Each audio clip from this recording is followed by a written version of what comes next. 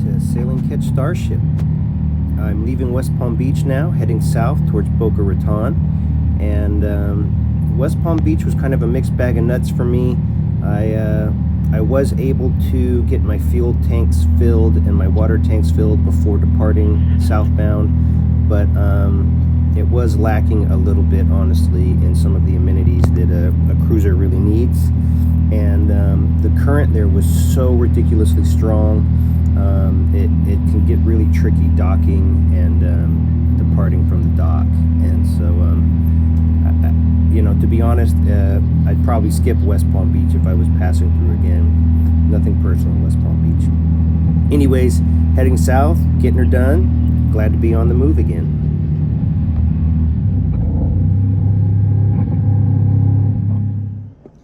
It's Sunday on the ICW, and it's kind of like a boat parade here. People are just driving by with their boats, and I'm going to show you how I cook here. Let's see, look at that. That's right. That's a little pork loin. So I'm just sitting out here watching all the boats go by and waiting on the pork to cook. All right, it's Monday morning here in Delray Beach on the ICW, and the wind has changed directions, which is what I needed. It was blowing from the south, and I'm trying to sail south, and it doesn't really work on the ICW. I need an easterly or westerly wind. I got a westerly wind now. It's a good one, so I'm gonna get ready to start sailing down to Fort Lauderdale. I'm not sure yet if I'm gonna go out at Hillsborough Inlet or if I'm just gonna stay in the ICW. I'm gonna check the conditions outside. And if the wave period isn't too tight, I'd like to see like a 12-second wave period.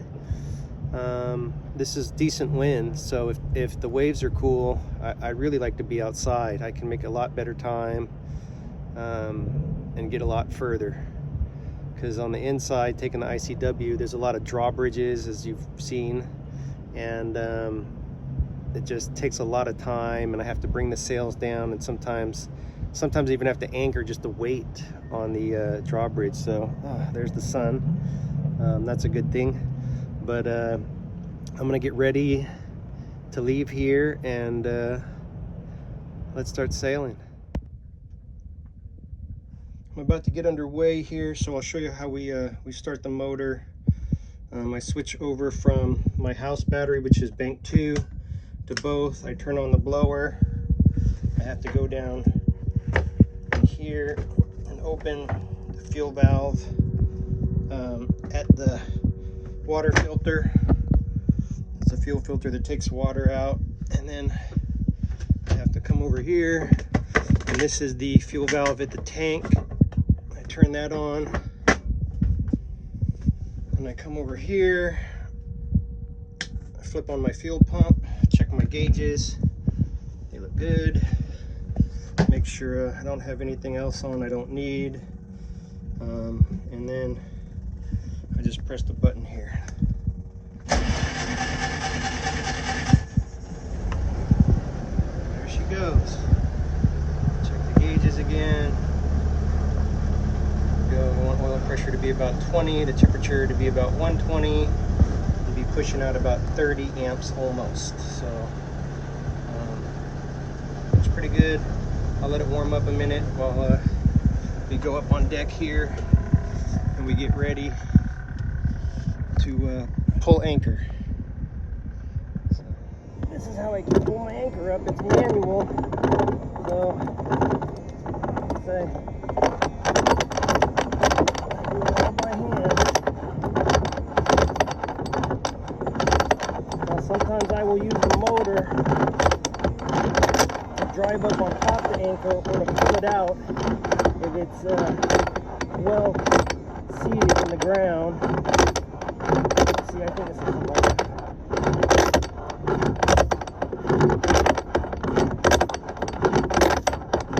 this is why I'm so damn buff, though.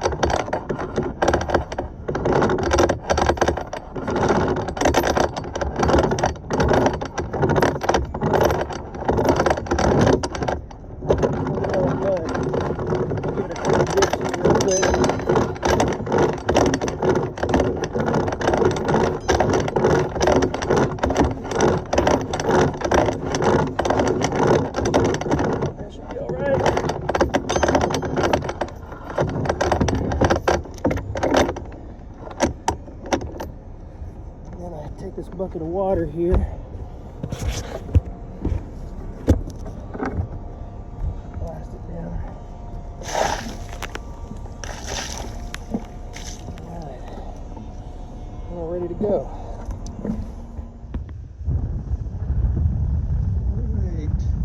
So we're sailing down the ICW in Delray Beach, or South Delray Beach, and I'm just gonna see if I can get to Fort Lauderdale, or right outside Fort Lauderdale, and then maybe be in Fort Lauderdale or pass through Fort Lauderdale tomorrow. I may hang out there for a day or two. I hear it's hard to anchor or find anchorages, so we'll see what happens. Hey, other boaters out, so we're just cruising down the ICW, hauling ass, as I like to say. That's how fast we go. Can hardly even tell we're moving.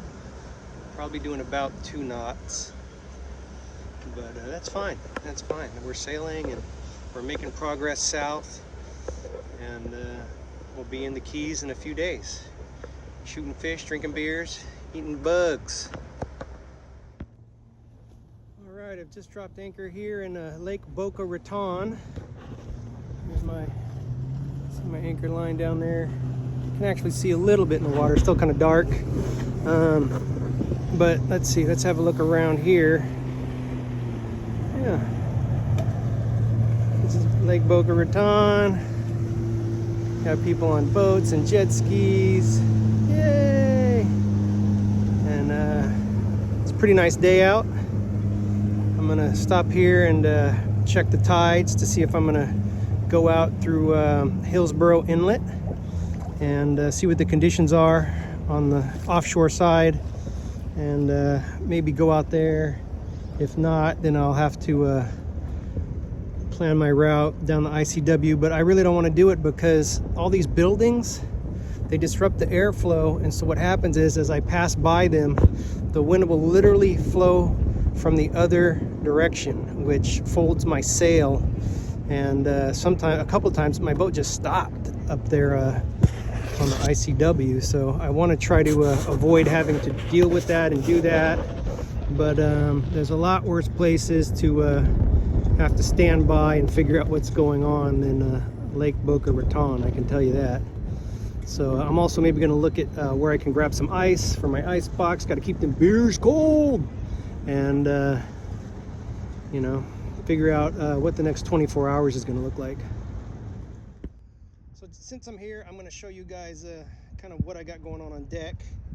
I've got 2 anchors. I've got a Danforth there and a CQR there. The CQR is on the roller. That's my go-to anchor. I have 2 through hulls. They're deck vents where my chain and rode come through. This is for one anchor, that's for the other. I keep some extra bow line up here so I can dock. I've got my boat hook there in case I got to grab something from the water. These are my jack lines. So jack lines run the length of the boat, and they allow me to clip into this so that I don't fall overboard if I'm by myself and the boat's rocking real hard and I got to move around on the deck. You know, there's my vent for the V-berth. It's my storage bin. It's got propane tanks in it.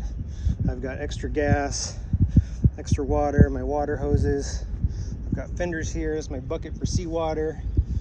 I've got my Genoa sheets, port, starboard. I've got my furler sheet right there, and you can see the cockpit's a little messy here. I kind of got, you know, my go-to stuff back here. I've got a jacket, a sweatshirt, a cushion, some food and beverage, my cooler. Back here I've got my scuba tanks, and then my hatch for the aft cabin. And then these are my fenders. I've got my barbecue right there. These are my vents. That one's my blower for the motor. And that one's just cabin ventilation. This one's from Mario and the homies.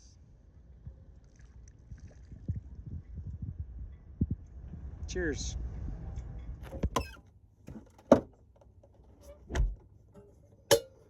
Making coffee on the boat is a pretty simple affair.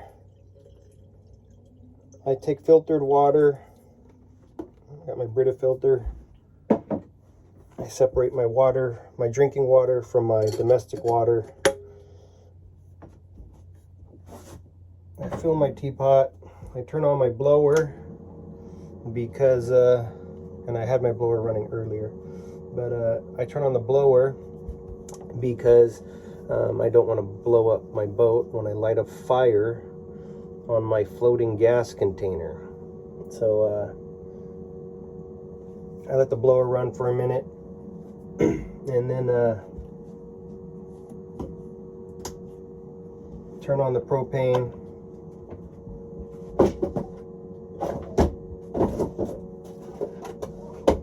And then that's it. And I keep the blower running while I'm running the stove. Anytime the stove is running, the blower's running. Might be overkill, but it's better safe than sorry, you know. I have my handy dandy French press.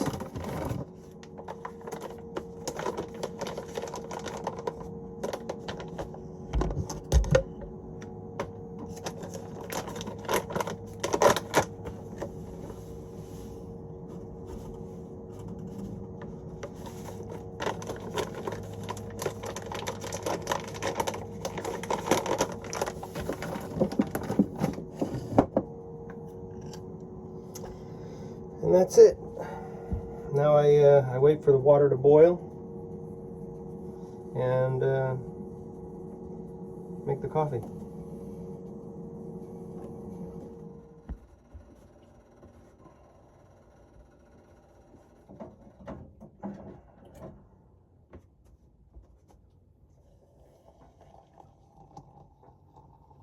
Now the secret to good coffee on a sailboat is just to make good coffee.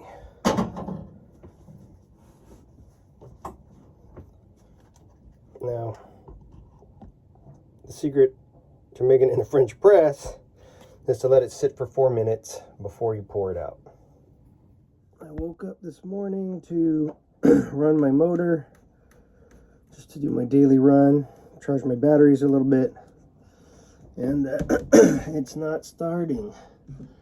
I'm going to see what's going on right now.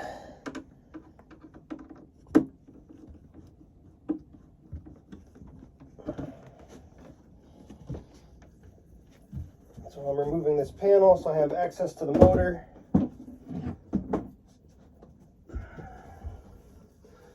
Now something interesting happened when I start my fuel pump. You can hear it.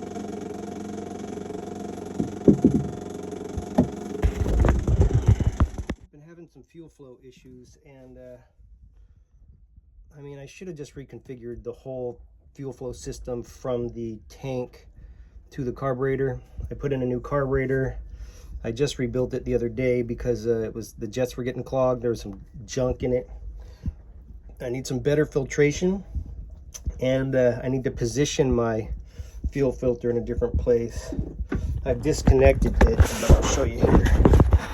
This was, I don't know who thought of this. There's my exhaust, and this is where the fuel pump was placed. So what was happening was that the fuel pump was getting hot and creating a vacuum, and then the engine would die after like 30 or 40 minutes. So I'm going to try to reconfigure this a little bit so that my fuel pump is in a place where it doesn't get quite as hot, probably over here. That's the best I can do for now. I mean, I'd like that for it to maybe have its own little compartment with a vent or something like that, or a door I can open and make the adjustments. And then, of course, it's been recommended by a viewer that I should get rid of this glass filter and get a real good metal canister one, and that's probably a good idea. So I can't do all that stuff here. I'm anchored out at Lake Boca Raton.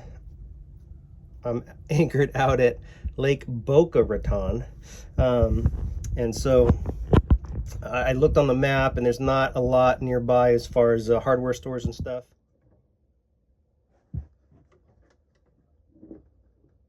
I'm gonna pull out this fuel filter, or this fuel pump. I keep calling it a fucking fuel filter.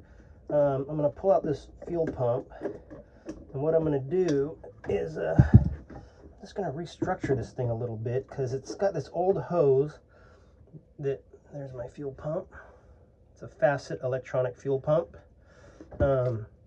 It's got this old ass hose that goes down through the bilge, as well as a shutoff valve, like a petcock. But I've got two petcocks between the fuel tank and the carburetor already. So this thing really, it's just an old ass hose, and I think it's leaking air. So I'm just gonna like bypass this, get rid of it, and shorten my route, make it a little simpler. And then I'm gonna put my fuel pump somewhere around here, sort of closer to the carburetor, because also I have an access panel that goes about right here, so I'll be able to open the access panel if I want to make adjustments to my fuel regulator here. So yeah, this is my project for the day here in Lake Boca Raton. I was really hoping I was going to get to just kind of cannibalize some parts here in my fuel line, because there's like way too many fittings, but none of them seem to be exactly what I want. So it looks like I'm going to end up having to go to a hardware store, which I think is about 2 miles away. It's not too bad. I got that scooter, so it'll make the trip a little more interesting and fun, I guess.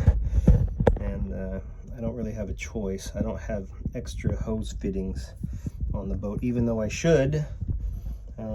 I don't. So I'm gonna now, I guess, work on the logistics, plan how I'm gonna get ashore and to the hardware store to get some parts.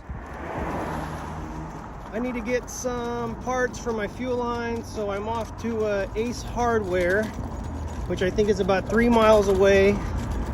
So it's kind of a trek, but I got my my Goodwill scooter here, and yeah, I got it at Goodwill for $12. And it's going to help me cover some ground.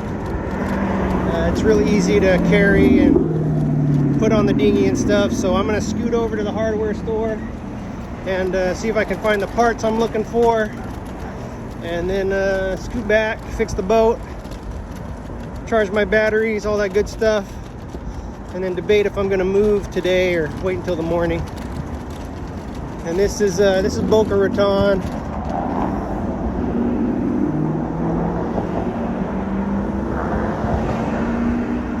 It's cool.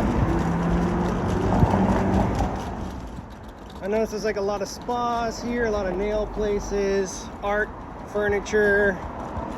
It's all stuff that you want, but nothing that you need. You can't buy toilet paper on this street. You couldn't buy a screwdriver if your life depended on it. It's all like, you know, accessories for your home and stuff, which is cool. But I just find it interesting when shopping districts are like that. All right, I just came out of Ace Hardware. I think I got the parts to fix my fuel system.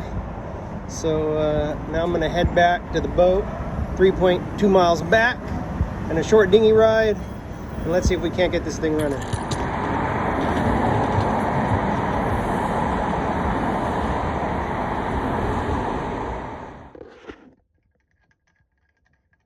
So that looks like those are the right size fittings. Change that over to a 5/16 hose. And then this, of course, fit on my fuel pump, that fitting. So I'm gonna be able to get rid of, look at that fucking thing. Like, what is that, you know? And it had like 5 different adapters on it. So I'm just gonna have, I'm really gonna simplify this a little bit. Again, this is not permanent. I'm gonna come back and I need to redo the whole fuel system, but that's something I'll do when I'm in a more permanent place. Right now, I'm on my way to the Keys, and I'm hoping to, you know, spend the winter there and do some maintenance things and just like this, you know. But for now, this will get me down the road. So I'll finish this and start her up. All right. So I remounted the fuel pump, like in a kind of a cooler corner. I need to really drill some holes. I used a pre-existing hole. It'll work for now, but let's see if she fires up.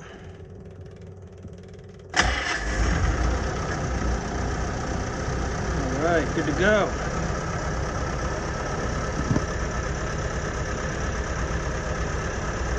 Nice. She sounds great.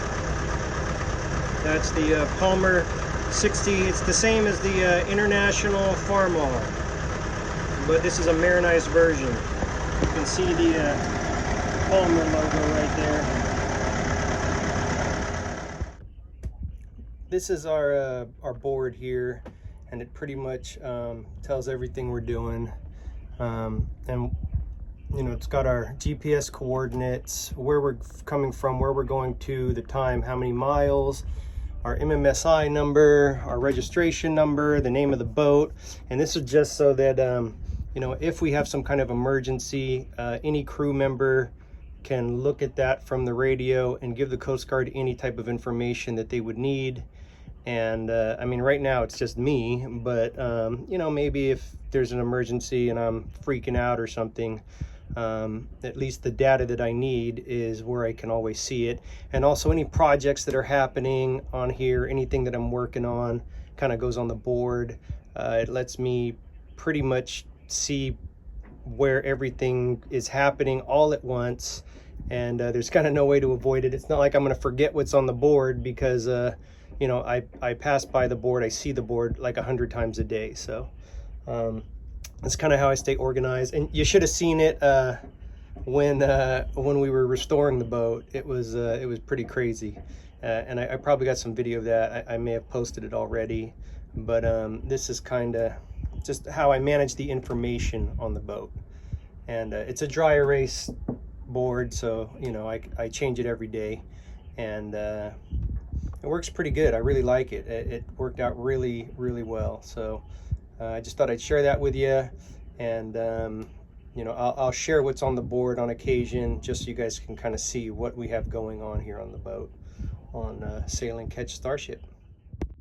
This is our signature Starship omelet. It's a blue cheese and cheddar cheese omelet with a little bit of sour cream and some chives on it. And this is a pretty typical breakfast here. It's easy to make, and you know, doesn't use a lot of dishes, which is something I think about when I'm cooking. And this will hold me over till you know, later this afternoon, when I take a break from sailing. And so I'm going to eat this real quick. We're going to head south, and then you know, keep going, try to get to the Keys. Thanks for watching Sail and Catch Starship. Don't forget to like, share, and subscribe.